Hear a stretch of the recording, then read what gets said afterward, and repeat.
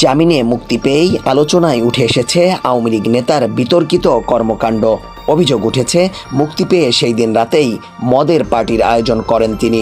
সামাজিক যোগাযোগ মাধ্যমে সেই ভিডিও ছড়িয়ে পড়ার পর ভিডিওটি ঘিরে শুরু হয়েছে তীব্র সমালোচনা।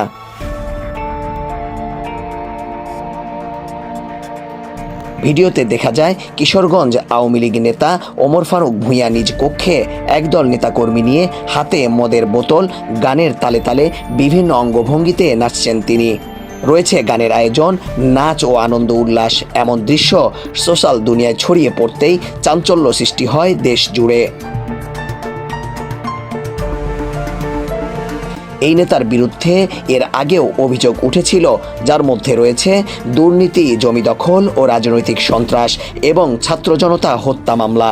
সর্বশেষ মামলায় তাকে কারাগারে পাঠানো হয়। তবে জামিনে মুক্তি পাওয়ার পর এমন বিতর্কিত কর্মকাণ্ড নতুন করে প্রশ্ন তুলছে জনমনে।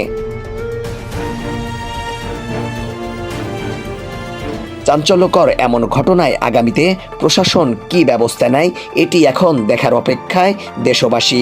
তবে এমন কর্মকাণ্ড দেখে ধীরে ধীরে ক্ষোভ বাড়ছে সাধারণ মানুষের মনে।